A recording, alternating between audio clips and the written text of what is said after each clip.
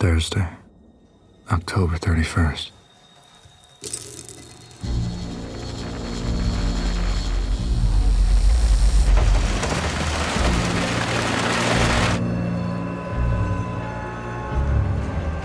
The city streets are crowded for the holiday. Even with the rain. Hidden in the chaos is the element, waiting to strike like snakes. But I'm there too, watching. 2 years of nights have turned me into a nocturnal animal.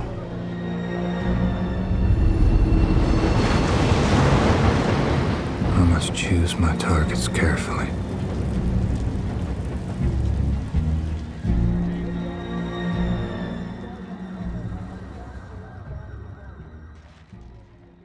I am from beyond. Listen, and all you desire will be yours.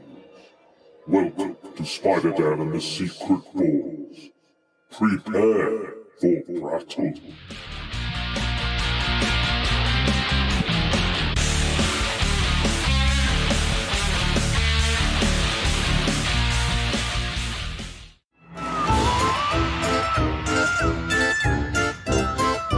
Shockphobia Fest.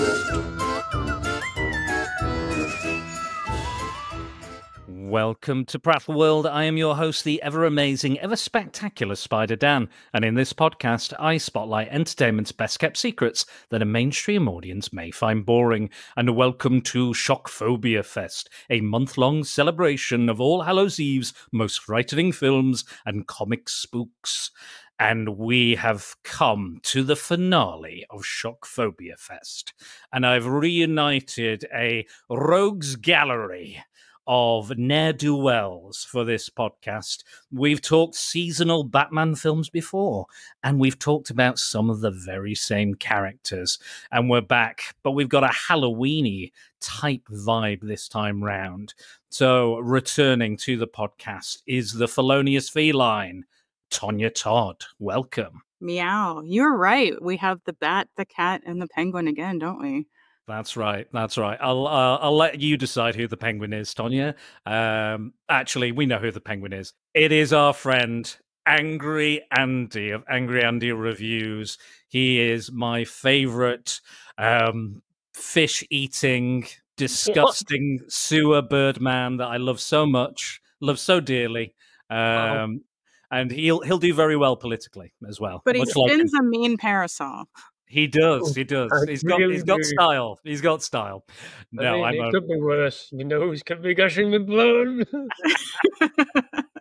yeah, all right. Fine. Good reference. Good reference. I'll be the penguin. Sure. You'll be the penguin. I'll be the dashing playboy billionaire. I don't often get to do that. Not in this one. No, okay. No. Yeah, true. There's no one dashing in this one. No. There's not a single dashing character. Well, I think we've kind of timed this quite well, guys, because not only is The Penguin out, an extension of this film, I think it starts directly afterwards. I know Andy's done a review I've not yet watched, and The Joker has just come out to a reaction, I will say, the new Joker film. No spoilers if Tonya hasn't seen it. Do not spoil it. Do not spoil it, Andy. There's nothing Do not spoil it. I'm sure she'll see it at some point. But we are here to talk about the Batman. Of course, it's been a long wait. It's been a long Halloween. And this one is a highly, highly influential film it's picked all sorts of great parts of Batman's mythos, from cartoons to video games to comics, and all kind of thrown them in to this new version of Batman. So I'm going to lead with Tonya, because I don't really know how she feels about this film at all. I know Andy's done a review. So Tonya, how do you feel about the Batman as we all adored Batman Returns? What about this interpretation of these characters? When I first saw it, I really enjoyed it. Like, I was surprised how much I enjoyed it. But I think it's telling that I haven't returned to it until we did this.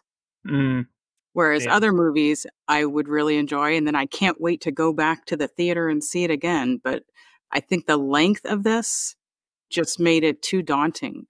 There were great elements to it.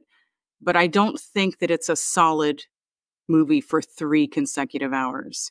I'd say there's a solid movie in here, but then they bloated it with all of this extra stuff that makes it feel, it's like you're stuck in the mud, you know? It's just like, oh, are we done yet? Yeah. Yes, it's a long kind of procedural mystery. There's a lot of clues and planning, but it's not like some compelling mystery where you're on the edge of your seat and you just can't wait to find out what's going to happen next. It feels like you're done, and then you're like, wait, what now? What's the next set piece? What's the next clue? And don't get me wrong, riddle? It's definitely worth a watch. I think that there are amazing performances in this. The aesthetic is just brilliant. I love the way it looks. I love the way it sounds. It's a great movie, but it's not my Batman movie. Fair. That's very fair. Yeah. And me, Andy, and Natalie went to see this all together in Manchester. We went to the cinema to go see it, so it was a wonderful evening. And we talked about it at the bar, trying not to spoil it for any other patrons. I know that we came out of it being quite pleased with it. I think surprisingly, because I know going into it, I was like, "Fucking hell, another Batman movie, yeah, another actor, another interpretation of this. Are we not done with this?" So I was very much like, I'm not really here for it, but I'm gonna try and go in with an open mind. So how do you feel returning to this one, Andy? It's weird. I'm in the same sort of ballpark as Tonya, to be fair, because I had not watched it again coming out of the cinema up until early last week, I think it was. And even then, it took me the best part of half a day to get through it all, because stop starting and pausing and whatever. And I think Tonya's right in that it feels very heavy. It's a very heavy film, and it's interesting about the length. This film is about 11 minutes longer than The Dark Knight Rises, but it feels longer. The Batman feels much, much longer.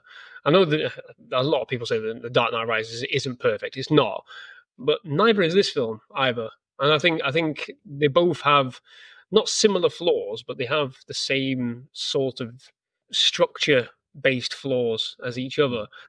I do think, for me, the major problem I have with this film is I think the first 2/3 are great. I think where they're doing the mystery, again, it's not as compelling as The Dark Knight when he's trying to uncover who the Joker is and what his master plan is. That is brilliant from one moment to the next. And we have very similar moments in this film with the Riddler, the videotape recordings, the messages, the cryptic dialogues. We have exactly the same, not exactly the same, but similar designs, the way the character's coming across, the way he's revealing plans and mysteries. They're all very similar. But in The Dark Knight, you're compelled by the performance of Heath Ledger, you're compelled by the intensity of the music, you're compelled by the visuals, and the sharp contrast between the way the Joker is 1 minute to the next. Here, with this, I think it runs out of steam towards the end when they wrap up the whole mystery. But then there's this whole other, we have to destroy the city now. That kind of just, it feels anti to what the film was doing. It didn't. I remember it didn't really sit well with me, the final third, when we watched it at the cinema. And rewatching it back, I felt done by the time we got to the point where he's, the master plan is to breach the sea walls and all this. And I don't know what it is fundamentally about that final third. I think the cameo from the Joker doesn't help as well, because you're like, oh, for God's sake, why have you thrown this in for no reason whatsoever? The only reason you've done this is to gain a reaction, and it's fallen flat. A, because I don't like that actor that's doing the voice, doing the part of the Joker. Sorry, I just don't like him at all. And B, it feels just incredibly forced. Like, we know the Joker's going to be in this universe, but I don't want him in the sequel because we've already had that before. There are other villains out there that you should be using. Maybe try Mr. Freeze. You just blanketed the city in water. Why not have him just pop up and fuck things up? So that doesn't help. But then I think it's just the ending itself, I completely tuned out rewatching it again. Just like the final thing where he's rescuing all the people, he's fighting all of them, and they're inherently Batman things to do. I just can't get my head around why it just doesn't sit well with me. Doesn't it seem like they should have just quit while they were ahead? Like, this Yeah, was great. This was awesome. Leave questions. Like, let us feel like we want a sequel. yeah, exactly. But instead, they're like, oh, let's stick around for another hour. It took me 2 nights to rewatch it, because after 2 hours, it was like, yeah, this isn't worth losing whatever time I could be doing something else. So I'll just do it the next day. Yeah, and I think it's interesting to me. I always, yes, we have an immediate reaction to films, don't we? We always review in our heads, out in public, like I do, like you do, Dan.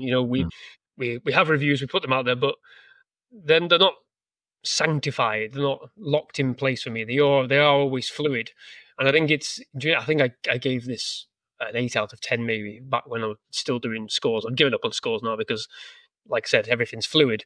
So I think it's telling to me, similar to what Tonya said, that I never had the sense that I wanted to go back and rewatch it. I only bought it on 4K relatively recently because it was less than £15, instead of 24. And I was like, okay, that's a solid deal. I'll get it, and it's still in the shrink wrap.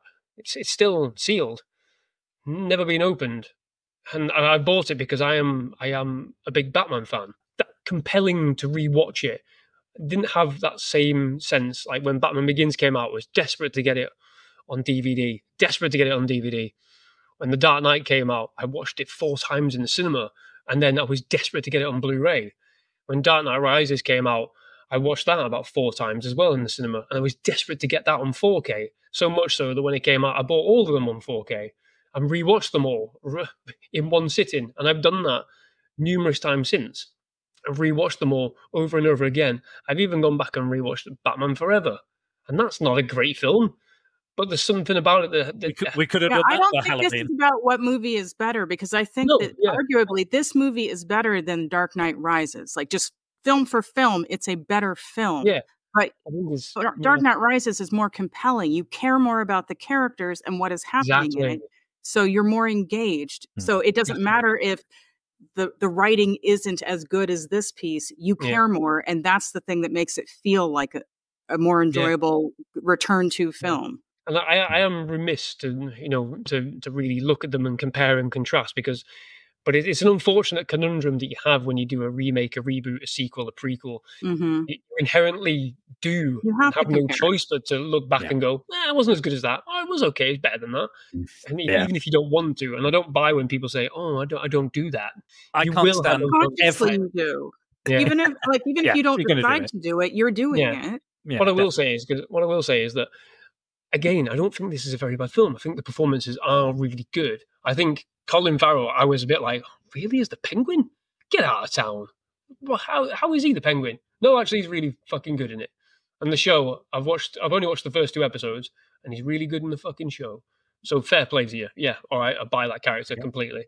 It's not the typical Penguin that we've seen before, but it works. It works for this universe. I think Danny DeVito is definitely not the typical Penguin either. No, exactly. But again, it's a different style, isn't it? Right. Again, I think Robert Pattinson is very good at doing what he does. Again, it's not the Bruce Wayne I sort of look to and sort of go, I understand that. I see the dichotomy between them. I see, hiding of one's persona, like in the Dark Knight films. Bruce Wayne is the mask. There is no Bruce Wayne. He doesn't exist. It's just there to cover the real person who is Batman. And I think Zoe Kravitz is really good for what she does in this film. There are some really, really good moments. Paul Dano is exceptional. Jeffrey Wright is great. Andy Serkis, for what he does, is great.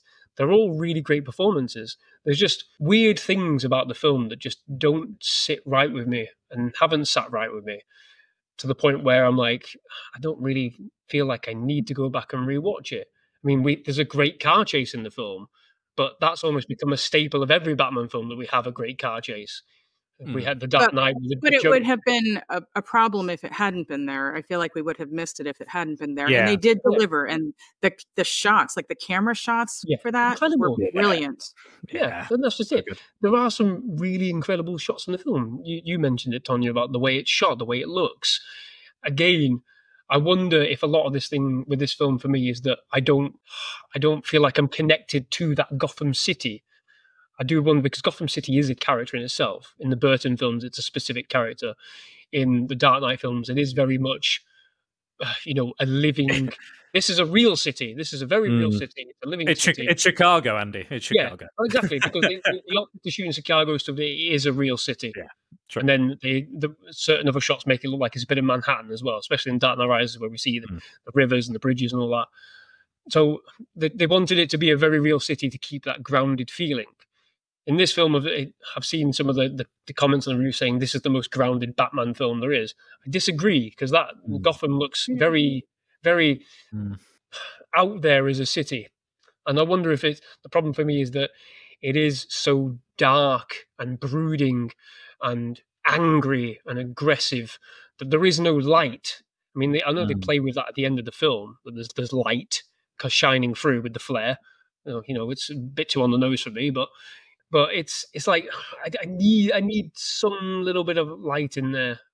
I don't know. See, I don't think it was the light. I think it's more. This isn't grounded. For him to take that many shots to the chest, he couldn't move as quickly as he did in that type of armor. You know what I mean? Like, that is ridiculous. No one is surviving jumping off that police station and having that kind of crash and walking away. Then it's not. Not in the realm that they've created. Like, Catwoman fell many, many times in Batman Returns, but that was the world that they created. It was a believable world. And they told us that at the end, didn't they? I've only got these many lives left. So we go, okay, we'll buy that because of how ridiculous the world is. Because it's fairy tale. That's we're trying to say it's grounded, yet all of these things are happening. That just doesn't make any sense. Like, and he took an explosion to the face with not even a scratch. Like, come on now. So realistic. And it didn't need to happen. He had so many opportunities to just move. They could have just changed the script so he's not standing on top of it, next to the bomb when it explodes. But they're like, no, let's go ahead and explode it right next to his face. He doesn't even take cover, and yet he's fine. Yeah, and again, in previous films, we've had it. Like we had Lucius Fox tell Bruce Wayne, "Will this stop knives, or will this stop ballistics?" Well, anything but a straight shot.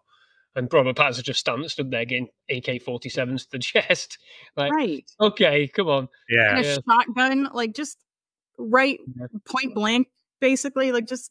Yeah, especially after there were ridiculous elements that didn't fit with the tone of this film, and that took away from it because, hey, you're breaking the rules that you created for this world, and now it no longer feels like... Because even with Ben Affleck's film, Ben Affleck's appearance in Batman vs Superman, we knew that armor was literally a suit of armor when he's fighting in the warehouse. We see him training. We see his body is very built. This is just some scrawny emo kid.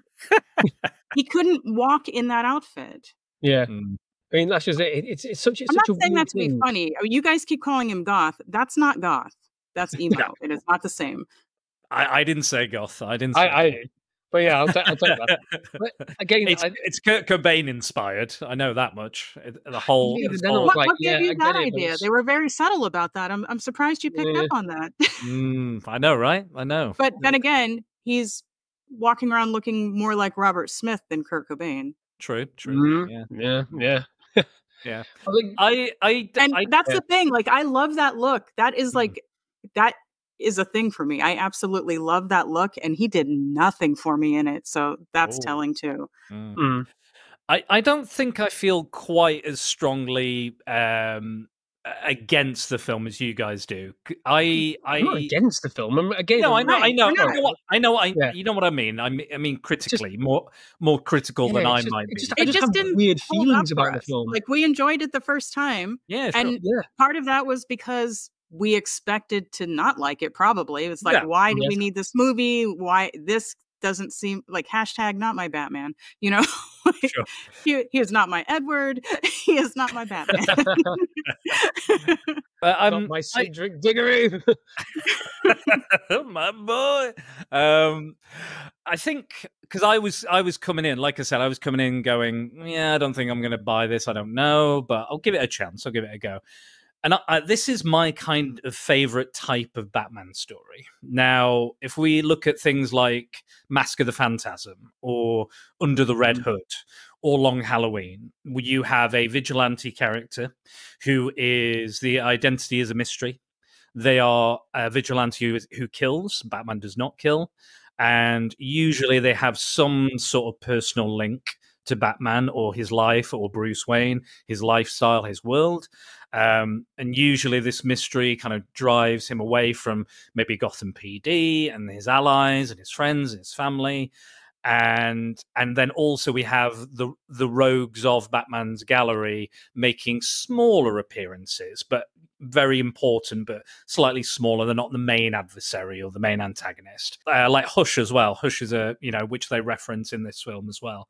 Very similar kind of Batman tales. And I think for me, a lot of that kind of story for me is the Batman story, the one I enjoy the most. Again, there's millions of different Batman stories, but it's the one that seems to keep coming up, and I think this is the one of the films that really kind of hammers home he's a detective, which I don't think we get in a lot of the other ones.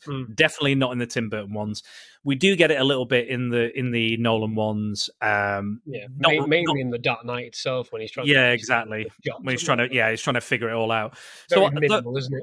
Yeah, those elements I like. I agree with you both. I think the cinematography is fantastic. I think the score is really strong as well. Yes. Boom, boom, boom, boom, boom. I love it. I think the strings in the Riddler theme remind me of Catwoman's theme from Batman Returns. The kind of that noise, and I was like, oh yeah, that's kind of quite similar. And yeah, I think there's a lot to like here. I like this interpretation of the Riddler, kind of as a Zodiac killer inspired. Again, there is a lot of elements from previous Batman films we see. Like you said, we got the car chase. We do have to have a huge kind of action scene finale, which I kind of feel like maybe if we had maybe a subtler ending, maybe that would have worked, but I think that might have disappointed like Batman fans or comic book movie fans that expect the bombast of a huge kind of big explosion fight thing for Batman to beat. But I think there's a lot of levels to this, a lot of layers to it, the characters and the world. And it addresses a lot of things I find interesting. It kind of plays with the origin a little bit, which I like. I also like that it's not an origin story. It's a year 2 story. Thank God. Thank fuck we've established Batman. It's still young. He's not a bat god. He can't beat Superman. He can't, take on all these other kind of characters. He's a very human character, a very human man who is very fallible. Like, let's be honest, like there are moments where he's shown to be very intelligent. We see his intelligence and he can figure out, he's working out ciphers and things, but even he needs help. Alfred's working it out, or Gordon's helping, or even the Penguin gives them a clue. And I think but don't you think it took a ridiculously long time for anyone to think, rat with wings, what could that possibly be? Like, it did make me think of Batman Forever when they just get the riddle straight away. And I was like, well, at least they knew just to get the fuck on with it in that film. Even though it was Jim Carrey. That one is so obvious that people who don't even know who Batman is are going to get the reference, and the world's greatest detective and the entire police team and Alfred, nobody even thinks of it. Literally, Val Kilmer's Batman gets it straight away, and even Alfred goes, "You are quite bright, despite what people say, sir." He just gets it straight away. Who's saying Bruce Wayne or Batman are thick? Who's saying that? Exactly.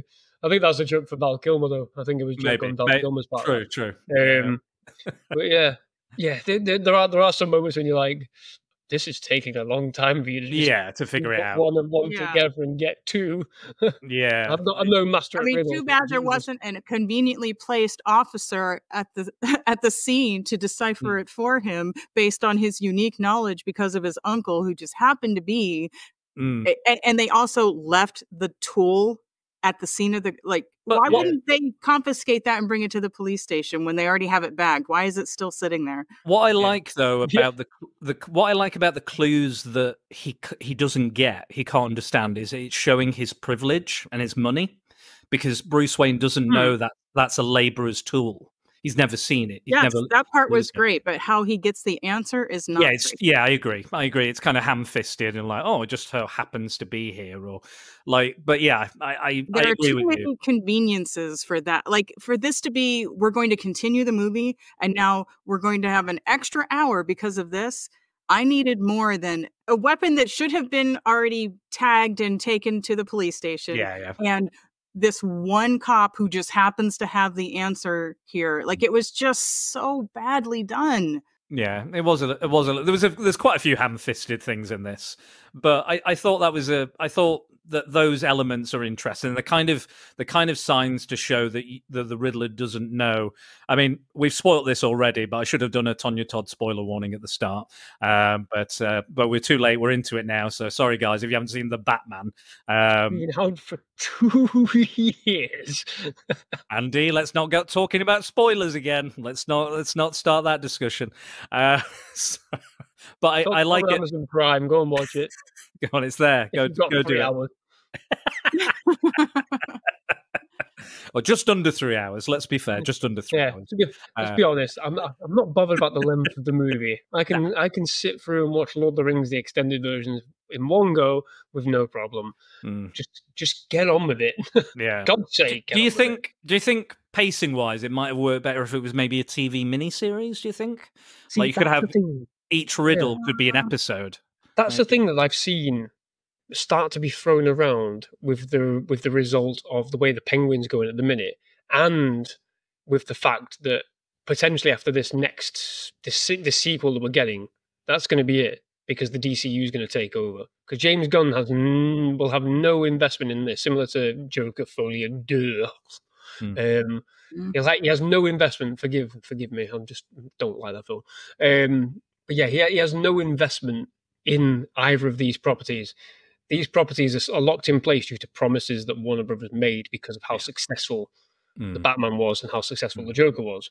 So I think in order to have safeguarded the future of maybe seeing more of this universe, more of Pattinson's Batman, it might have actually served better if it was a mini-series, or like, an 8-episode arc each season for 5 or 6 seasons, where they could really, not necessarily stretch out the story, but give a lot more time and depth to flesh out those elements which we've brought up and said don't quite work for us. Spend more time in Gotham, which we are doing with the Penguin, which is coming across better. It doesn't seem as wholly dark and oppressive as it does in the film. And the characters are given more time to breathe. And I wonder, given that it does play out as a crime drama, as a detective drama with, intense moments of superhero cinematic extravaganza, that they probably could have done that in a way which it plays out across the series. I mean, I do worry about the sequel in terms of what they're going to do. Is it going to be the same case as giving free hand to do whatever the hell he wants, similar to what's happened with the Joker 2? If that's the case, then good God, I hope you've got people in, just. But Andy, Tim Burton was given free reign, and we got Batman Returns, so it might be good. Might be a good thing. It might be, and it could well be. It's just I'm just looking at, because they wanted Tim Burton to do even more after Batman Returns, right? But because it didn't meet certain financial obligations and didn't sell any toys because it was so dark. They were like, yeah, we're gonna. It sold toys. It's not the kind they wanted to sell. Yeah, exactly. That's the pussy I've been looking for. So, good God, ointment. Send you the Is this why you chose him as the Penguin, Dan? Of course. Yeah, he's a dirty pervert, Tonya. Yeah, I've known it for a long time. Once I slow down on being able to burn off fat, give me another 10, 15 years and I might look like him a little bit more. But yeah, I'm a bit worried with the sequel going forward purely because of that, because I do think it might well have served better as a show. What would the world be like with a Batman show that's actually really is dark and brooding and intense and focuses on a detective element to it? It worked for Arrow for the most part. Until it didn't. Worked for the Batman. Yeah, exactly. Until it didn't, and it all fell apart because... But that was the best live-action Batman film or show at that time, because they were really just stealing a bunch of Batman stories and putting him in, like... Yeah. So we know it works. We know it could work. Yeah. Right. If you I'm pretty sure if they threw money at Robert Pattinson and said, we're doing a show, think the great HBO dramas, because it's working with the Penguin. Think of the great HBO dramas, think all this, you know, how good shows are doing in the minute, Game of Thrones, you know, anything. And I'm pretty sure it probably would have worked. But that's happening in a different universe to ours at the moment, isn't it? And we'll just have to see. This is not spoilers for the Batman 2, Tonya, don't worry. But Matt Reeves has said it's going to... I know. I'm just... Cause it's not coming out for another 3 years or something, is it? Andy, shut up. Let me speak. There's no spoilers or rumors, is what I'm saying. So I can't spoil anything because it's all rumors. But Matt Reeves has come out and said it will be very grounded, which is a word I very much kind of dislike when it comes to people describing comic book movies. I'm like, that means it's going to be shit. You said Dark Phoenix was going to be grounded, the Cosmic Saga. Great. It's going to be shit then. And it was. Surprise, surprise. I think because of James Gunn and his plans for his new DC universe and for his new Batman, I think they are going to go very comic booky and over the top and wild and wacky. And I think because of that, they've gone, just stick with the tone you've set, the universe you've set. Don't kind of maybe go too far from what you've already created. Stick with somewhat kind of grounded, realistic characters to a degree within the Batman universe, or find a way to make them a bit more kind of grounded. So I think we're going to see that. I did want to talk about the film we didn't get, which was Ben Affleck's Batman, which initially was in the offing after BVS, after Justice League. He'd wrote the script and people loved the script. They said it was one of the directors of the animated movies, the DC animated movies, said it's the best Batman script he's ever read. So there was potential he was going to direct it and star as Batman himself. The story was going to feature Deathstroke going to Arkham, and it was going to mostly set in Arkham, and he was going to release all the villains, kind of like Bane does in Nightfall, and he was going to wear him down, and Batman was going to have to kind of take on Deathstroke at the end. And apparently Batman may or may not have been responsible for the death of Deathstroke's son, which has led to this confrontation. And it was going to explore the death of Robin as well, because within that universe, Robin has died. So they would have seen that. And Manganiello was going to come back. That's why he cameos at the end of Justice League and Zack Snyder's Justice League. So that was kind of keying up that appearance. But Ben Affleck's personal problems, unfortunately, kind of led to that not really happening. Initially, he was like, oh, okay, I'll be in it, but I won't direct. Matt Reeves came on board. And then eventually, because of the reaction to, the kind of complete fuckery of Justice League and Zack Snyder's daughter dying and Joss Whedon coming on board and re-editing, rescheduling, all that sort of stuff, Ben Affleck's alcoholism and his divorce from Jennifer Garner, eventually just said, you know what? I'm out. Because there was a point where he was like, oh, I'd walk around like an ape for Matt Reeves because he did the Planet of the Apes movies. He was very excited. But unfortunately, we didn't get that, which it didn't sound like, potentially a bad film. It was going to be a lot more of a kind of how Bruce's kind of his age has caught up with him, and that he was trying to deal with kind of medical problems and keeping up the world and the kind of weariness and the how it hangs on his shoulders. That's what that story was going to be about. And Matt Reeves eventually said, that's not kind of what the story I want to tell. So that's kind of when they segued into doing a new version of Batman, this version of the Batman. Would you have liked to see Ben Affleck return, Tonya? I'm not sure how you feel about the Snyderverse version of Batman. He was another one I didn't expect to like, but I think because he wasn't on the screen to the point where he became bothersome. I thought he did a great job. Visually, what they did with him, not just his suit and the way he carried himself, but also, just coming through the wall, the violence of it. I loved watching his scenes, and I did not expect to like him. I actually like him better than Robert Pattinson, but I think I like that version of Batman better, and that's part of it. Year 2 Batman, he's cool, he's getting there, but he's not done yet. But I do worry. So you're saying the script was great? Apparently, yeah. I haven't read it, but a lot of people. So it's very disappointing that we didn't get this great script, and maybe there's room to have it in the future. There are lots of great Batman stories. I do worry that having an entire movie of him would have weakened his performance. Maybe. I think it was the cameo aspect that made him so strong on screen. Mm-hmm. I am disappointed that we didn't get more Jeremy Irons, though. He was good. He was good. Yeah. Don't agree with some of his personal feelings on some things, but I thought he was a very good Alfred. I will say that.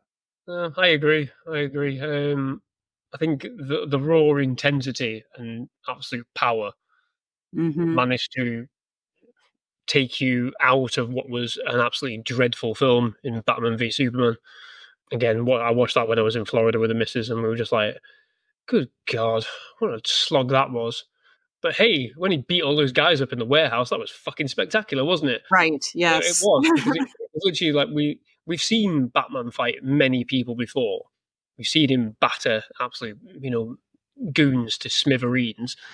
But in that, it was literally just the raw, absolute power to the point where, like I said, because his armor is literally a suit of armor. I'm not talking about when he wears it to fight Superman, but the way it looks like it's crafted in a full-blown suit of armor. And when he gets shot in the head and it bounces off, but it still causes him a bit of like, "Argh!" It's that growling, that raw animal power that he brings in that fight is something we hadn't really seen before. I mean, we'd seen it in part in the video games, I would say, but again, not that animal intensity. So it was refreshing, and because it came out of nowhere, and we only saw it in that brief moment in the warehouse. It was still like, it's fucking great. I want to see more of this. Right. Yeah, that's a rewind, watch that again moment. Exactly. Again, when Ben Affleck was announced as Batman, I think I messaged you, Dan. I was like, really? Oh, wow, okay, fair enough. We'll see what he does with it, but I wouldn't have thought he would. I think everyone was expecting John Hamm at that point from Mad Men, and we were like, "Oh, yeah, wow, all right, fair enough." I actually think that Ben Affleck probably did a better job than John Hamm would have. Yeah, and I agree, he did. And look how people reacted when Michael Keaton was announced. Like, people didn't want him to be Batman, right? Same with Heath Ledger when he was announced as the Joker. Right? Why is this pretty boy doing the Joker? So there was that. I was like, you need to give people a little grace. Yeah, absolutely. I said that to you. Well, I think, with the exception of this whole Robert Downey Jr. announcement from last year or earlier, I'm trying to give grace to that one, but come on. In theory, it's great, but it depends how they do it. I need to give them a chance to. I don't want an evil Tony Stark, and if it's evil Tony Stark taking on the moniker of Doom, no, thank you. That's not my Doom. Couldn't agree more with both of you. Why don't we talk about like the characters more specifically? Since we covered Catwoman and the Penguin quite a lot in Batman Returns, why don't we go for these characters now? What did you think to this Catwoman, Tonya? I think she did a great job with what she was given. She's still questionable to me as a choice because of her build. She is so petite. Some of the things that they were expecting her to do don't seem reasonable. And Catwoman is usually like 4 inches taller than she is. Like, she's a tiny, tiny little girl, and she's expected to be able to fight these big, burly guys. I mean, she looked great in the outfit. I hate the mask. I absolutely hate it. It's dreadful. There is no reason for it.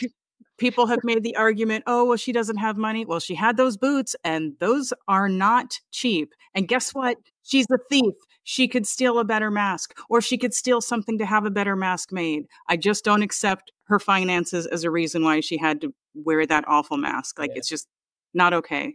Michelle Pfeiffer sewed one together. Give exactly. it, from a jacket. Come on. Yeah. And that said a lot about her character. A balaclava doesn't really say anything about this Catwoman at all. No, It's just a because balaclava. even Anne Hathaway's character had like, okay, the ears weren't ears; they were part of the goggles, Sure. weren't they? Right. But Yeah. again, it fit what that character was in that film. So yeah, I agree with that. I think Like the costume this doesn't match up. rendition isn't going to sell any costumes. You know what I mean? No, No, nobody's definitely dressing not. up as Zoe Kravitz Catwoman, are they? No. For Comic-Con or Because you Halloween. would wonder, like, what is she? Like, Yeah, I don't exactly. think it's even recognizable enough No. for you to know for sure. I enjoyed some of the elements of her being like, I liked her challenging Batman because like Yeah. he says, you know, like, oh, you always have a choice and there's consequences, and she's like, oh, you must have grown up rich then, because you know there's no way. I love that. I thought that was really good, and she like, you know, just pulling him down to earth, like oh, you're really cruel, or you don't give a you don't care if I get hurt in there, when she's wearing the camera eye. Yeah, I love the way islands. she took them off when things became too real and too dangerous for her, and she's like, yeah, I'm not doing this anymore. I have my own goal, and I'm not playing your game anymore. I loved when she did that, because he took a big risk. You don't know her. Yeah. You're just trusting a big butt and a smile. Like, that's it. Like, that's all you just did. Oh, suddenly I'm bringing her into my world, and she's going to help me with my investigation. You don't know this girl. And that's it. And I think that he, and kind of, and I think the film challenges a lot of like the, you know, the fascistic elements and the authoritarian elements of Batman that people seem to be like, oh, he just wants to beat up the mentally ill, and he'd do better for Gotham if he just kind of invested his money into, you know, charitable causes and things. I think it does attempt to kind of question those and have him question his own effect as he describes it on Gotham, and how he's affecting them. I think that opening, like, that monologue of that kind of that very noir-esque monologue where he's talking about the fear and the city, and you know, Halloween night, and that the bat signal, because you kind of think it's a bit goofy. It's a strange idea. Why would this vigilante want a place where he's going to be able to be located and maybe attacked? And he's like, no, it's a warning. I like that aspect, and I like the idea that, because you're looking for him in the shadows as well. I love that when he's like, the horror elements of this, the way they were making him seem like it's some kind of creepy character that everyone fears in the dark. That part was fantastic. Just some cool elements, like, again, visually, and I you know, I have some questionable parts of this film as well. It's not perfect for me either, absolutely. But yeah, what else did you feel about this Catwoman, and is it just kind of similar to what Tonya's been saying, or do you have any other thoughts? Very similar. I mean, I didn't really feel all that massively invested in the character. But again, you know, I don't know whether we'd get further developments in the second one. I would presume she'd come back. Oh, she hasn't just ridden off into the distance, never to be seen again. But yeah, I mean, I think Tonya nails it all on the head there, really, with it. Yeah, I agree. I do think the costume is a little bit disappointing in terms of it being iconic, or even attempting to be iconic, or creating its own unique flavor that is, you know, different to Michelle Pfeiffer's version, different to Anne Hathaway's version. Yeah, it didn't need to be, you know, a suit like in the comic books, but I think it needed to have some elements where the generic person who isn't really sure what's going on would instantly recognize that, and, oh, that's Catwoman. Must be Catwoman. But again, I think the Penguin falls into that category as well. Of, you know, we don't really know, we don't really get anything that's iconic about him. I don't know whether we're going to get that in the latter part of the series or not, but it's the same thing for me. My thing with the Penguin as well is, like, it's kind of like the issue I had with, like, Guy Pearce in Prometheus. Like, why is he this person? Why are you casting someone who's, you know, very athletic, very good looking, very youngish, you know, to play this very elderly man?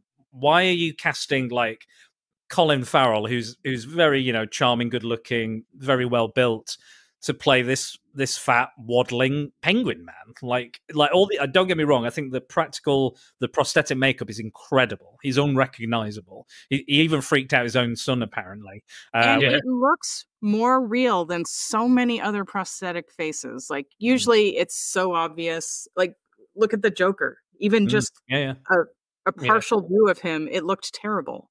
Yeah. I mean, to be fair, he looks more real than Colin Farrell does. Yeah, yeah. At times. Yeah. Apparently, it wasn't one just prosthetic. It was several pieces that were kind of independent from each other. So that gives it that kind of realistic look. Yeah, the kind of scarring in the teeth. I liked his kind of like I love how casual he was with the Batman. Like he breaks in. He's almost like he's not surprised. And he's like, whoa, like, whoa. hello, hey, sweetheart, you know, and he says, yeah, come, we'll have a talk, you know, and he's like, you know, has him up, and again, it did remind me of kind of those kind of late 90s No Man's Land comics, because after the earthquake, the Penguin kind of finds his finds his own place in Gotham, and he's kind of a racketeer and stuff, and he would go in, and Batman would have to communicate with him and make deals and stuff to, you know, stop Gotham from just caving in entirely. So there was a lot of those kind of elements which I quite enjoyed. And again, and I like as well that he's like, I'm not a rat, I'd never be a rat, why would I rat on people, that's disgusting. But then we learn Falcone, who he kind of idolizes and looks up to, is actually the rat. And that's his like, no, you deserve to die. And he pulls out the gun, and that's when he gets sniped anyway by the Riddler, who's been there the whole time, just lurking in that window. Apparently, you can see him early on in the film. There's like you can see him in one of the shots in the window, like watching the iceberg lounge, which I thought, again, there's these wonderful little, like, you know, just little clues and things towards the kind of Riddler's kind of mentality and and what he's trying to accomplish. And I do think it is one of these villains where you're on board. You know, it's a Magneto or an Eric Killmonger. You know, you're like, actually, I kind of agree with what you're doing, or what your kind of the reasoning behind your plans. You kind of do get on board. It was the same issue I had with just the random mass murder. Exactly. This is what I was about to say. And that was again like you set us up. We agree with you. This stuff is terrible, and they're getting away with all these things. You don't have all your facts right, but I can get on board with your why.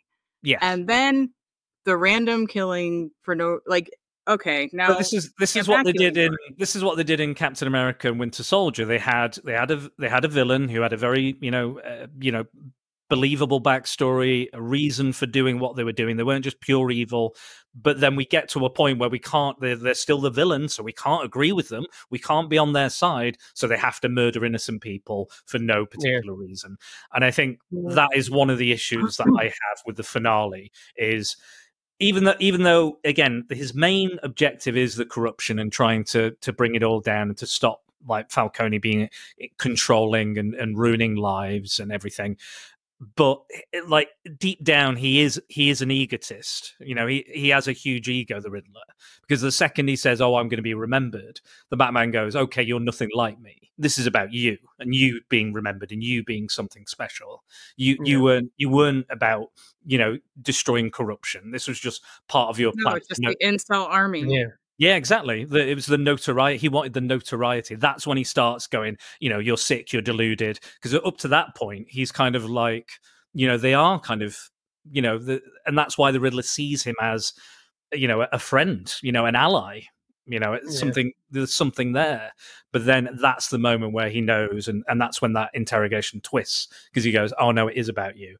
It is all about your big head," and that's very classic to who the Riddler is as a character in even in the early kind of classic golden age. Yeah, he wants credit for that stuff. Exactly. That's why he leaves the riddles. He wants people to know how clever he is. That's exactly why. But I really enjoyed, I know you did, Andy, because I remember you laughing at laughing in an enjoyable way at the Riddler's kind of, you know, he's like, "The revenge, and like all of his screaming and stuff. I was rolling with laughter because I was enjoying his madness. I don't know how you felt on the second viewing. Was it just as fun or entertaining? No, yeah. I mean, I do think what Paul Dano does in this film is really, really good. I think it really is good. There are a lot of enjoyable moments that he does have. I think it is just a case of the character just falls away at the end, completely falls away at the end. I don't think his plan is as actually as interesting or as compelling as, say, the Joker's plan, which was he gives the two boats the opportunity to destroy the other in order to save themselves, but the plan is that they all get destroyed to sow the unfixable chaos that would cause across Gotham. That's the plan. He doesn't want. Okay, you know what? That's the key right there, Andy. Yeah. We were talking about how the movie is too long, and you get to a point where you're just like, is it done yet? And that should have been the same feeling, because in Dark Knight, yes, the movie was plenty long enough by the time we got to the two-boat situation. But now they've created this problem where you can't walk away without knowing how this resolves. Yeah. There are all of these people, and then like some of them are criminals, so you kind of get the idea that why someone would think their lives don't matter. But what about the cops who work with them? What about the guards? What about the people driving the boat? Like, there's all of these things that make you have these questions in your mind to figure out, what would I do in this situation? You can put yourself into this struggle, where with this, you're just like, all right, let's see how this plays out. Yeah. Those scenes on the boats are incredible. There's the bit where the criminals sort of like saying, "Give it to me, and I'll do what you can't do." Because they're all so much tension and all of that. The tension is incredible in those scenes. Agreed. We're invested in seeing, fucking hell, are the criminals going to kill all the innocent people? Are the innocent people going to kill all the criminals? Is Batman going to get there in time? Is Joker going to complete his plan? Is this where we get with a third film? Is it all going to go to shit? Is chaos going to reign? Where the hell's it going to go?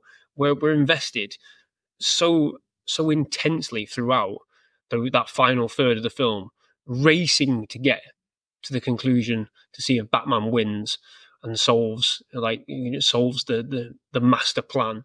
He's up against even the cops at that point because they don't believe him. They don't believe what's going on is really happening. They believe something else is happening. Gordon's desperate to save Harvey Dent because he thinks Harvey Dent's there. And it's all rampant chaos with so many characters struggling to deal with their own inner conflicts, their own inner emotions, and to solve what is essentially Joker's riddle in that bit. Well, this is the riddle, Batman. Try and figure it out. And everyone's moral compass involved with this, because there are so many gray areas that they start bleeding together, and then you're like, well, which gray is an acceptable gray? Yeah, exactly. And I think when that big criminal grabs hold of the thing, he takes it so Lister, I think he takes it so softly out of the box away from that guard, and then just throws it out the window, and then all the criminals on that boat gather around to start praying. I remember feeling a reaction in the cinema at that moment, and I even when I watch it now, I'm getting a bit of goosebumps just thinking about it. Even when I rewatch it now, I'm thinking, "Fuck me, that's such a powerful moment." Because they've accepted they're going to die. These criminals, they're going to pay for their sins in the ultimate way, because innocent people deserve to live, even though they may have killed innocent people before. A lot of these people have come from Arkham and from other prisons, but they're willing to say we deserve to die because of what we've done. We're not going to take any more lives. It's an incredible moment, and again, the music at that point is all ramping up, and it's sending you like, fucking hell, what is going to happen with the final third of the Batman? I didn't get anything like that. Even when Batman's crashing through, the building to fight all the goons. Well, the flooding's already happened. So who are you saving here at the minute? All these people inside, okay. But there were probably thousands of people who've drowned already. So is this a failure? And then we're meant to feel like it's a success or a victory at the end. I don't know how to feel about the ending to the Batman. I was going to say, Andy, the Batman does not stop the Riddler at any point. No, The Riddler is successful at killing all the people he wants to kill and blowing up and the killing seaboard. thousands more, probably. The only thing that happens at the end is he tries. Bella Real doesn't get murdered. He sees her as corrupt as well, but we don't learn why she's corrupt or supposedly corrupt.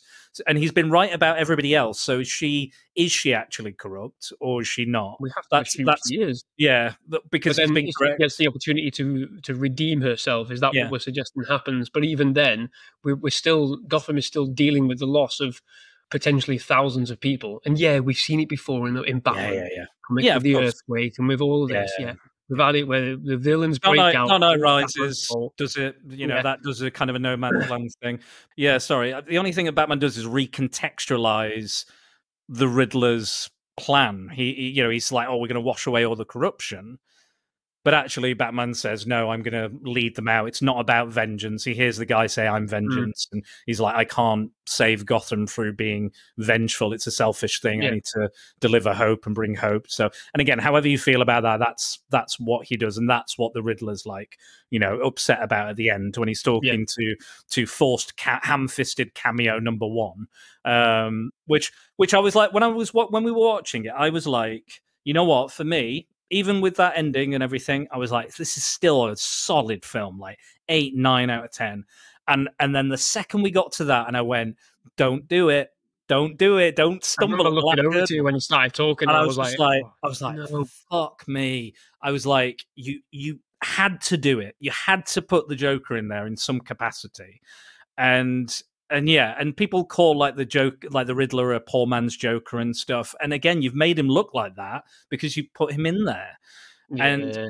And not only that, Andy, I forgot because I confused the scenes. They actually released not more than I think 2 or 3 weeks after this a deleted scene with a full interrogation questioning Batman and the Joker.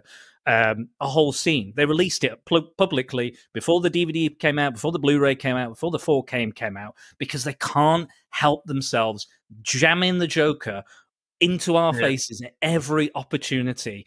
And I like the Joker, but it doesn't need to be in every damn Batman story. Yeah. And this was a wonderful rendition of the Riddler for me. I was like, what a great way to reinterpret and recontextualize his character for a modern audience.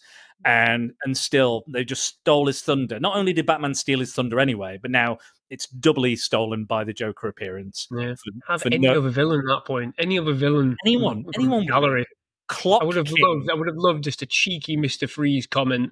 Yeah. Like, well, if I was out there, I'd just freeze it all, or something like. There's something that just was different, or something the that Mad Hatter we refresh and take on. Yeah, like the Mad Hatter quote in Alice in Wonderland would have been funny. We're all mad here, or something like that. That would have made more sense to me. But yeah, I don't know how you feel about the forced cameo at the end, Tonya. I don't hate it as much as everyone else. It was just a passing groan moment for me, but it wasn't something that I took to the airwaves because I was so aggravated that they stuffed the Joker in again. I get it. It was, why'd they have to do that? Yeah. But I got over that a lot faster than most people. I get it, though. I get why it doesn't add anything. Feel that way. It doesn't. No, he actually took away. Yeah. He doesn't add anything, and his presence in this movie took away what was, a pretty good movie. Yeah. Especially when we had Joaquin Phoenix's Joker out there. If they were going to do it, okay, be brave and bold and fucking put him in it then. Yeah. Because that would have been a swerve that wasn't expected. Not did they seriously do this? Did they really just put this in here? So it was annoying, but it wasn't, when I rewatched, I was taking notes about things that I might want to bring up. It wasn't even in my notes. No, exactly. Because it takes away, and again, you don't even see him. It's not, it's almost like they're ashamed of it. They're like, we have to have it in, but we're ashamed that we've included it. Almost. It almost seems like it was a demanded. Oh, it's mandated. I guarantee the studio. Yeah, it doesn't feel like they wanted to do it. Which, in part, adds to the worry for the sequel. But again, at the same time, there's the other side of it where, are they going to be demanding of this? Maybe, maybe not. Perhaps not, because in their mind now, the DCU takes priority. This film will come out, it'll make a load of money, it'll beat its budget, hopefully, and then they'll move on. They'll probably depart these lands, never to return. But that's the other side of it. We've seen with Joker, I'm not going to spoil it, of course, I'm not with Joker 2, we've seen what excess does to the film. What an I don't want directors to be fucking controlled to the max, but there has to be some accountability of what they're putting in and what they're wanting to show. With big budget films like this that have lore and history and, you know, depth and fandom and all of that, there has to be some level of, okay, you've got this. Maybe 7 or 8 songs is a bit too much. Why not pull it back just a tiny bit and flesh out this part of it? Yeah, I agree. Okay, Belton. No, we see what the excess has done with the Joker Part 2, and we've seen that in the numbers, in the audiences watching, in the box office. People did not like it. Word of mouth was not great, so people didn't turn up. And I worry with this sequel, given how long it's taken to come out, yeah, okay, it's only going to be 4 years, but it's taken a bit of a while to get off the starting block with the script and everything to a point where they're going to start filming it, or at least they may be filming it now, I'm not sure, for it to be released in 2026, by which point the DCU is already going to be well underway by this point. We're going to have Superman next year, which is going to have its own flavor, its own style. What are they going to be allowing him to do with this film? Are they going to allow him to go off the rails with it and do whatever the hell he wants? Or are they going to be like, don't do too much because we've got our Batman coming and yours is getting shut down after this, so just go off quietly. It's a weird conundrum that I in my head I'm trying to think about what to do, because are they going to drop a surprise cameo in Superman for Batman? I mean, we'll get every fucking superhero, aren't we? Apparently. So are they going to wait until the Batman 2 comes out and is gone and done before they tell us who's playing the new Batman? I don't know, because it's just strange to me how we're having 2 different sets of Batmen, or the idea of 2 separate Batmans in existence. I'd be delighted if they went, actually, it is part of this universe and we're going to carry on. All right, cool. I'll have that. And that's been made more sort of interesting. And I wonder if they are maybe thinking of that because of how well the Penguin's doing. The show. People love it. So it's creating a head-scratching moment, I think, in terms of what comes next, how it comes next, and what they do going forward with this. I really don't know. It's hard to say. I know James Gunn is trying to create a whole cohesive thing. So all the comics are going to tie in, all the video games are going to tie in, all the movies and TV shows are going to tie in as well. I don't know how he does that. I don't know how you control all that. But good luck to him. I know he's also said there will be Elseworld movies. He mentioned the Joker and he mentioned the Batman as being separate from his DC universe. No, I don't think so. Well, James Gunn came out of his way to say that the Joker does not have the DC Studios logo on it. It is a Warner Brothers, and Warner Brothers is somewhat a separate studio now from DC. He has complete autonomy over his DC universe, so Warner Bros. Can't really come in and dictate things as much as maybe they've done previously in previous films and Snyderverses and all that. So we will only see. I know that they're aiming supposedly for their own original Batman to fit in with that universe. So we will see with that. Yeah. Before we come to an end, guys, I've got quite a lot of comments I need to get through, and I'd like to hear your comments on the comments. So here we go. Are you ready? The Paul Meller on Thread says, I love the many versions of Batman, and this is no exception. Well shot, very atmospheric, captures the year one aesthetic very well. One I can regularly watch and enjoy. I'm glad it is its own thing, not tied into some crazy wider plan other than Penguin, which is also very good stuff. Yeah. Do we agree with that sentiment from Paul?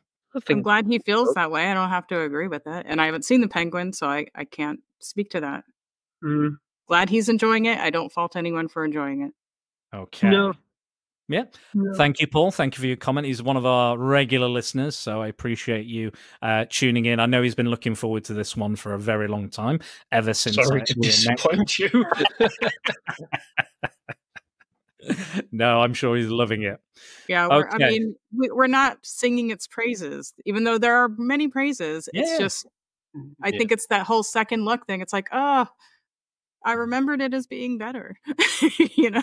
Yeah. It's definitely not perfect, but yeah, I think there's a lot. You know, you start seeing holes that weren't as obvious last time, and absolutely, and I think there's holes in like this.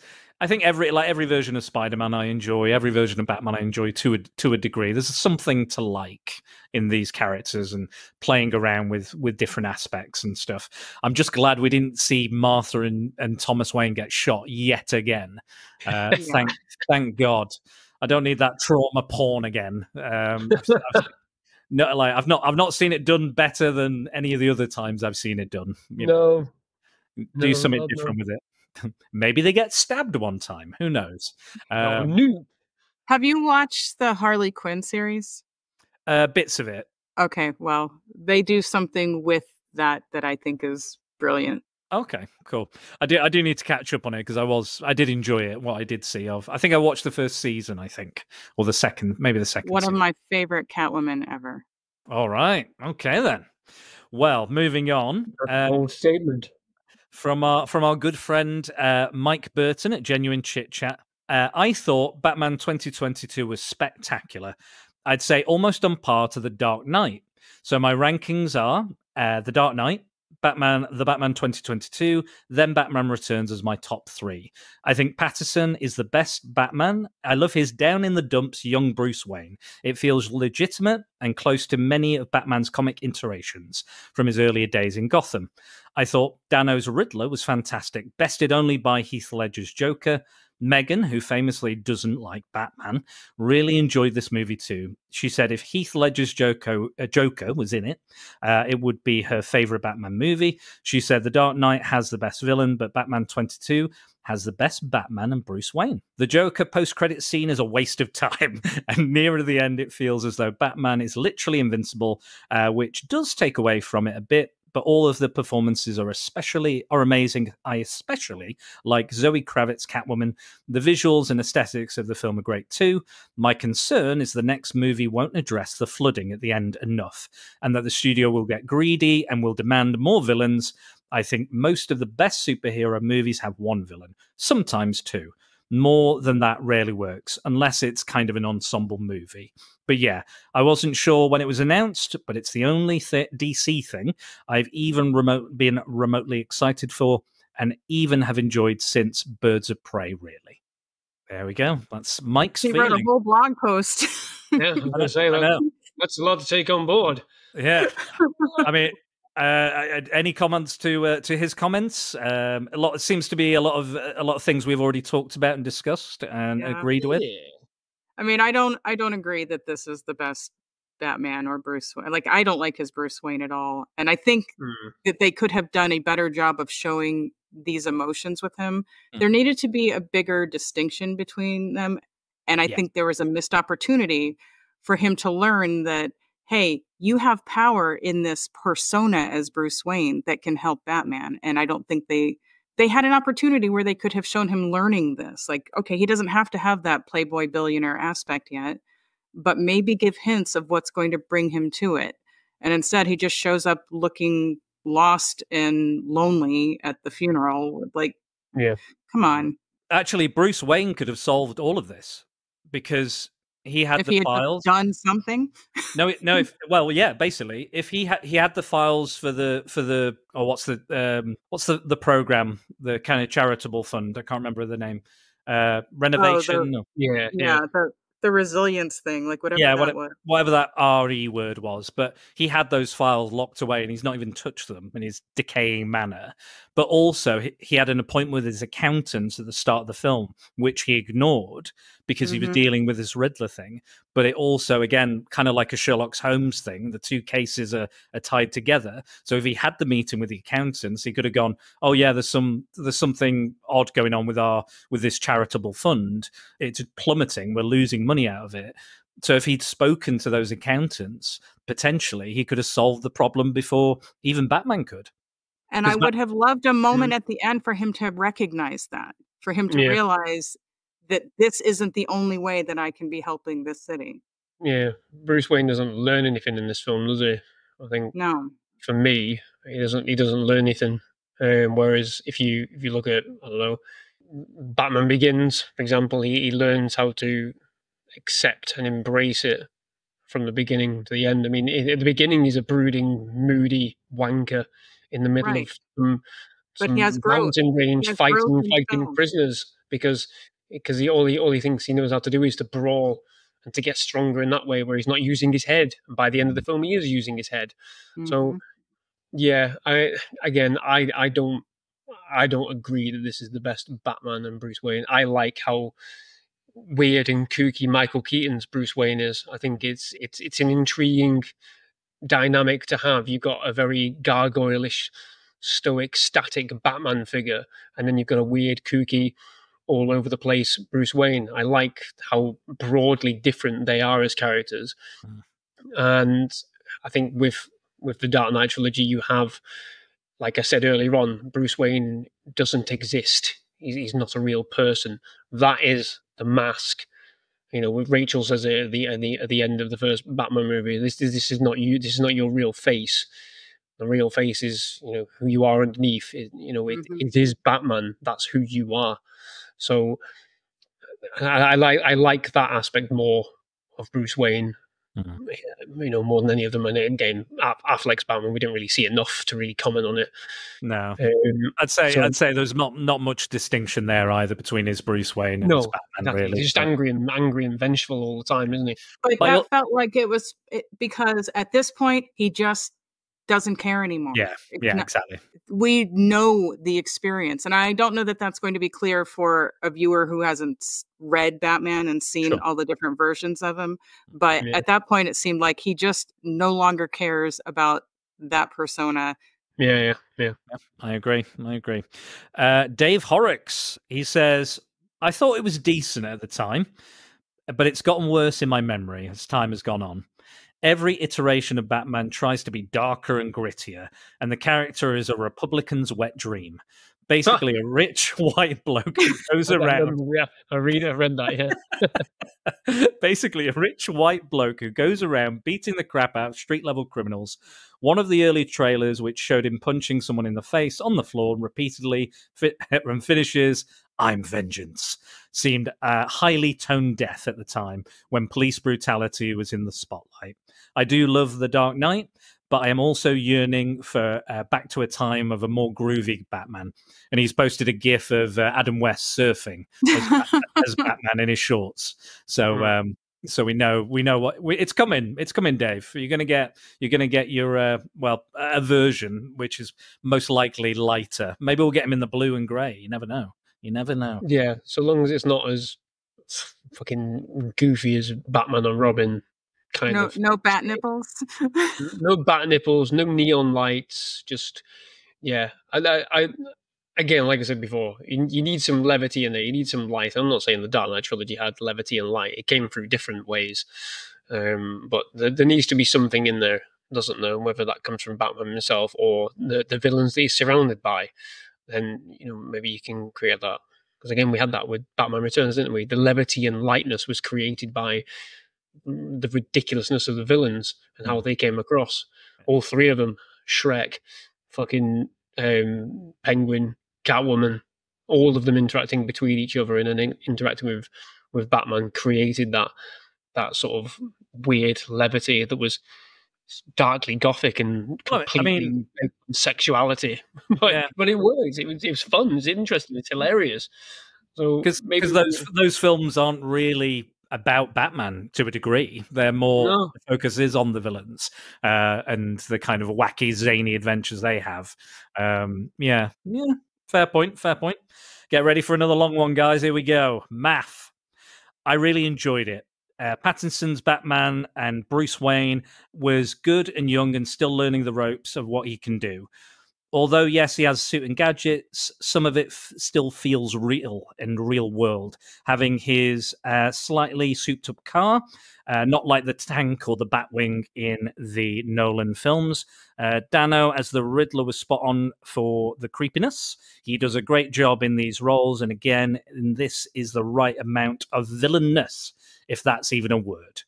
I would agree near the end, Batson does seem to become a bit more superhuman, but it is a comic book hero, so I'll let it slide. The Dark Knight is a great film, but that's only because of Heath Ledger's performance as the Joker. Makes it even better than maybe the film really is. I would agree with Megan that we could have added Heath to one of these films. It could have been amazing. But at the same time, I wouldn't want to lose the Dano performance. I think, again, his performance is great. I do like that they had Zoe Kravitz here as Catwoman. She's, again, great in this and shows that there's a fine line between good and bad sides of doing things.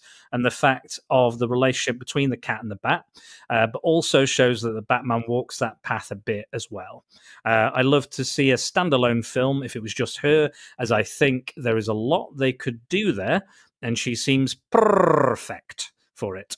This is what DC should be, just standalone films. Okay, all right. I'm not sure I agree with the taking out of Heath Ledger and it being a lesser film. I think you could arguably say that about any movie ever that's been successful. And you could take Russell Crowe of Gladiator and it not be as good. I don't know about that. To be fair, I don't know about that because it is such a well-crafted movie, like we were saying before. Yeah, The scenes on the boats being the primary thing. I mean, yes, that's Heath Ledger's. I have to disagree as well that I think Heath Ledger was not the reason that was a great movie. It's just it was one of the reasons, but not the reason. Yeah. Yes, he's in amongst those scenes where they're deciding what happens on the boats, but those individual moments on the boats is so incredible. With people whose names we don't know, like they're making us care about people, unnamed characters. Yeah, not even established comic book characters. Yeah, the guy that gets up and goes, "Well, if nobody's going to do it, I'm going to do it." The business guy who gets up and does it, and you're making a rash decision. And even he, when he has that look of second thought, and you go, even he can't do it. It's man who's saying they've had their chance. Even he can't do it. It's so compelling. It's so human. It's so real. It's so interesting. There's even the moments with Morgan Freeman earlier on in the movie where he's saying, this is wrong. This thing you've created where we can see everybody's life, which is, where we've got to now in our current day and age, and bear in mind these films are only about 10 years old now. We're at this point where that is very real thing where Alexa's listening into everything that we're saying. So what Morgan Freeman says about having access to everybody's phone and seeing where they are using a type of sonar, and he's saying, this is wrong, Bruce. This is we're misusing power. It's compelling because characters are questioning the morals right the way through the movie. Right. Heath Ledger's not involved in that moment. They're trying to find his Joker, but that's not him in that moment.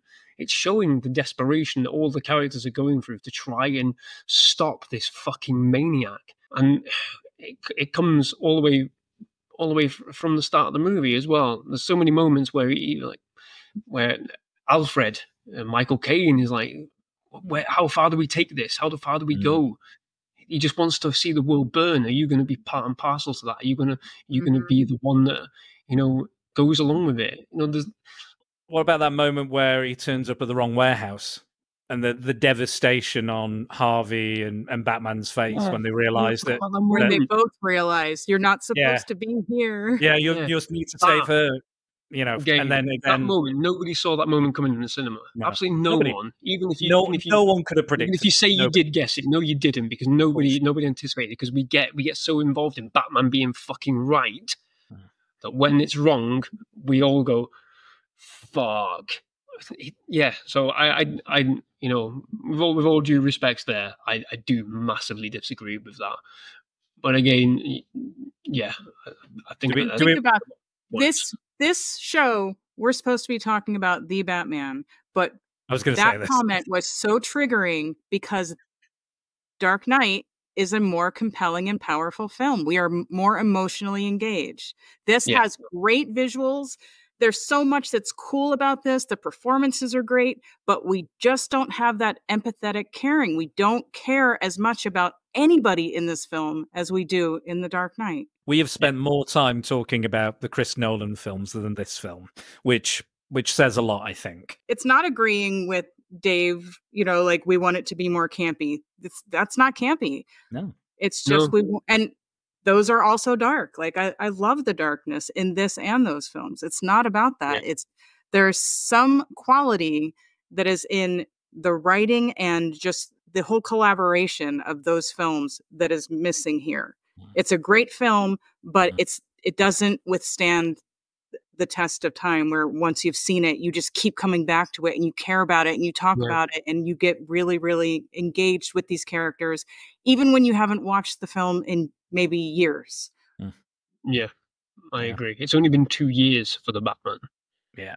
It's been 14 years since Batman Begins. And I would argue Batman Begins stands the test of time more than the Batman does. Yeah, I think so. I'd agree with that. Again, I know we're not actively comparing them. That's another kind of podcast idea. No, again, but like I said, I'm remiss to compare and contrast, but it's hard not to because the comments are as well. The comments are. Yeah, so they are. No, you're right. Comments, so we are countering those comments. Yeah. No. I'm not arguing with you, but yes, I think there is something telling that our whole discussion keeps bringing us back. I thought we might compare it more to the Burton ones, but we have talked about the Nolan ones directly comparing, and there are a lot of similarities because they're more realistic. Like they both have that. We're trying to go with this level of realism. They both have that grounded feel. So the comparison feels close. Fair. Yeah.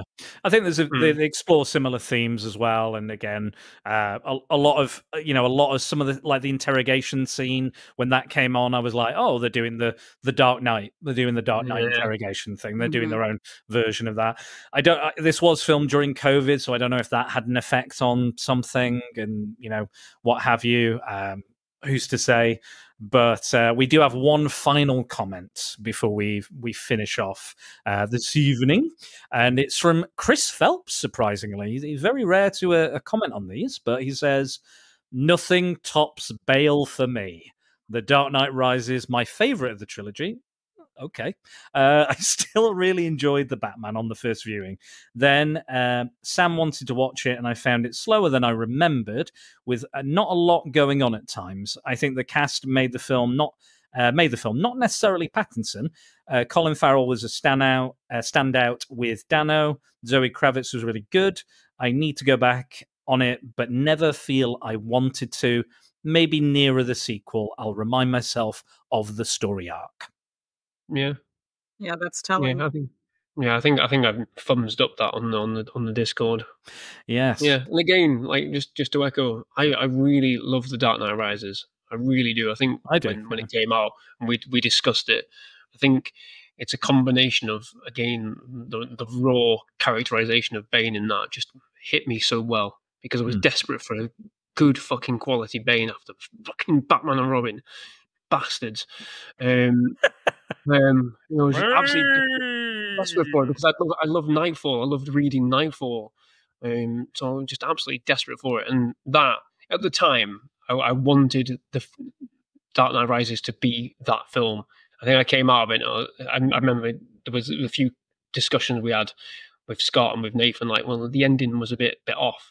But for me, the ending fit how I wanted it to go. It hit me emotionally right the way through, up to the way it ended. Yeah, it's a bit goofy and a bit clunky, the ending, but it worked. It really worked. It hit me emotionally in the core. Fucking cried when Alfred's fucking crying at the graveside. Oh, what an idiot! Who cries at a Batman film? Again, it has that emotional weight, that emotional impact. When you realise that it was always the plan, what he was going to do in that film, coming the end of it. And yeah, okay, it's a bit goofy, but it fucking works. You've got all these characters, Gordon having the emotional reaction to the statue being unveiled and things. It's just, I do think that's what's missing from the Batman is the emotional weight. There's no emotional depth to it for me, and I think that's where I'm sitting right now after this discussion. I think fundamentally, the Dark Knight movies created, like we've discussed, a sense of emotional connection to the characters. I don't have any emotional connection to the characters in the Batman, not a single one. So fundamentally, it falls apart there for me. You know, the characters in these moments are everything. You know, even the bit where Andy Serkis is in the hospital, I didn't feel anything, and really you should, because when Alfred leaves Bruce in The Dark Knight Rises, you're like, my God, you're losing everything because you're so narrow-mindedly wanting to beat Bane. You can't see your own flaws as a person that are driving away the people that love you and that you love, and it hits you. It hits you that you're losing everything. There's nothing here in this. There's nothing here in the Batman for that, from my perspective. Tonya, any final thoughts? I agree with that 100%. Strong feelings, but yeah, I think, again, as much as I enjoyed it, there's scenes in this I can't really recall, and I watched it the other night, and I've not seen The Dark Knight in years. I've not seen The Dark Knight Rises in years. I've not seen Batman Begins for a very long time. But I could pull out lines, dialogue, moments, you know, music choices, you name it, from each and every one of those films, because they are so good and they are so excellent. And again, they have their own problems in their own way, but I think that at the core, you are correct. It's those performances. There is a kind of almost like to this. There's kind of like, oh, you know, I'm just living in Gotham. I'm just doing this, but it doesn't really bother me. I'm okay. I'm cool. You know, there is kind of an aloofness to this Batman and this universe. I think I don't know if there's any kind of raw emotional moments where I was like, oh shit, you know, and I feel like a lot of it is kind of borrowed from a lot of the Nolan stuff. Like when he's driving back to try and save Alfred, that's very much like Rachel, you know, all that, you know, where are those drugs going? You know, all that. There's so many elements where I'm like, yeah, that, you know, again, the interrogation scene, this scene, but we didn't attach to Alfred yet. Like exactly, just wasn't enough of him, and barely in it. I like Andy Serkis, but he's fine as Alfred. Yeah. He was not spectacular. He's just a Cockney geezer. That's it. Like that didn't even feel right. Like that doesn't feel like what their butler would be. You know, like it just. I think he's more of a bodyguard necessarily in this version, but again, he's got a cane. I'm not sure how well he can bodyguard if he's walking around with a cane. I don't know. He's talking about working for MI6 and stuff. I thought he was fine. Yeah, again, I think he's here. I think he's here just because, you know, Matt Reeves knows him and has worked with him in the Apes films. I think that's kind of why he's here. You know, I think it's a very good movie, but it's not the Batman movie, and it didn't disappoint. It's not the Batman for Tonya or Andy. No, it is not. Hashtag not the Batman, not Batman, not Bruce Wayne, not Edward. Yeah, like you said, it didn't disappoint. I think it's very important that we showed up and it did a very good job, but it didn't set itself apart as the definitive Batman film, because it is still a lot better than Batman and Robin. I did. One of the elements I did really like that I just wanted to mention before we finish was the kind of moral ambiguity of the Waynes, because I don't particularly like it where parents in these kind of things are shown to be completely, you know, saint-like almost. They're like, oh, you know, like in Daredevil, like, you know, Matt's dad, you know, battling Jack Murdoch was shown to be quite, you know, the angelic type because he was like a Catholic and all this. But then in you know, Daredevil, the Man Without Fear, is shown hitting Matt. You know, he slaps him around, he beats him up. as a child, and I like that element. So I like the fact that, Martha is from the Arkham family, which we know from the comics had a series of kind of mental health problems and run that asylum. I like that element. I like that he knows Carmine Falcone and there's some involvement there, and he's afraid that all this is going to ruin everything. And I like that, again, Batman's mental health problems are inherited from his mum, from his family. I thought that was really interesting, an interesting idea and a spin. And the fact that we don't know quite how the murder happened. Like, we can't just go, oh, it's Joe Chill, and now he's dead anyway, so Batman can't kill him. That he kind of doesn't know if it's Falcone, doesn't know if it's Maroni, doesn't know if it's a Joe Chill type. He'll never know, and that's the horror of that. He can't solve that one crime that he's become the crime fighter to solve, but he can't do it, which I thought was quite powerful in a way. But yeah, I do have to agree with, again, everything you've said, both of you in this podcast. But that is it. That is our end of Shockphobia Fest. I hope you've enjoyed all the podcasts this Halloween, all the spooky fun we've had. But yes, it's come to an end. Tonya, you've been doing some excellent work on your series of banned books podcasts, which I've helped out on and I've guested on. I think they're incredibly powerful and wonderful, and I'm happy to help out every year for as long as possible. And yeah, I think everyone should go and check those out. But also, you're releasing 2 books. One I've already got here, Comics Lit. It is in this room. I don't have it to hand, unfortunately, but I do own a copy, and I'm going to start reading it tonight. And you've got a 52 Love podcast, a 52 Love book coming out as well. Yes, that's coming out February 14th, and I might actually be doing an event in London in February for the release of that book. Yes. Oh my God! Well, I'm going to see if I can free up my. I'm working on that right now. Right. I'll see if I can free up my schedule and see if I can get down there. Because you know me, Tonya, I have a very hectic schedule, unlike yourself. You are never busy. You've got so much time on your hands with films and other stuff, writing, events, activism. You're never busy. Do more, Tonya. Yeah, come on. You're really letting the side down. You're really letting the side down. I am open to recommendations on where to have this event. Like any favorite bookstores, let me know. Okay. I don't live in London, but I can Google some. I can say that looks nice. Well, I was kind of saying this for your listeners. Oh, sorry. Yeah, sorry. Not you in particular. Okay. So I'll take your you're down there. We'll do it. We'll do a rec. Me and Andy will do a recce and just kind of try and find somewhere for you. But yeah, that would be awesome.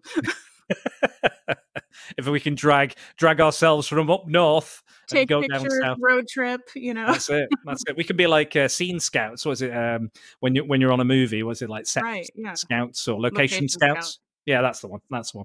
But yes, I will leave all of your links below. Look, and guess what, Tonya? We didn't even I didn't even get you to do the synopsis in this whole podcast. I was worried when you spoke to me first. I was like, oh no, don't you dare. No. To be fair, I think people know this well enough. And you can also check out my review on Patreon of the prequel to this film, Riddler Year One, written by Paul Dano himself. That is coming out very, very soon. And I highly recommend that book to spoil that review. Yeah, I really don't think we talked enough about how well he did in this. Oh, superb. So good. His crazy was brilliant. Like the way he portrayed the Riddler, I think was brilliant. Just, you would, these people exist. Yeah, he's got a lot of followers, and there's a lot of fringe types, as they describe them in the film, out there. And they can be very dangerous. Absolutely. Oh, another thing I liked is Gordon being at odds with the police and like him teaming up with a vigilante and them not really trusting Gordon. I love that element. Like, you are doing criminal activity, as an officer, you are involved. Right. Like you're involving a civilian who is a criminal element because vigilantism is against the law. Yeah. Exactly. Yeah, it's fine. Don't worry about it. It's fine. We've been working together for the last 2 years. It'd have been suspended in the UK a very long time ago. IOPC investigation. Why is there a light on top of the police station with a bat in it? You're suspended. Right? All right. Not in this version. Not in this version. No, it's on top of a random skyscraper, isn't it? Yeah. All right. Yeah. Yes. Yeah. It's just wherever, and Catwoman found it somehow as well. That they never explained that. But I don't Andy, think it would be that challenging. You just follow the light, you know? true. You wanted a light, Andy. There's the light. There you go. So there. There it is. There it is. But speaking of Batman content, Andy has just done a review of The Penguin. I think that just the first episode, was it? Or Just two? the first episode. Because I'm a bit behind. I might just defer to a final season review. I think similar to what I'm going to do with Agatha. Because it's just catching them all in one go. There's so much going on at the minute. Yeah, true. There is a lot. There is a lot out there too. There's a lot of content out there. But also, you did your Joker review, as I mentioned earlier, which I very much enjoyed. A lot of spoilers though, Tonya. Don't watch it. Don't watch it. Okay.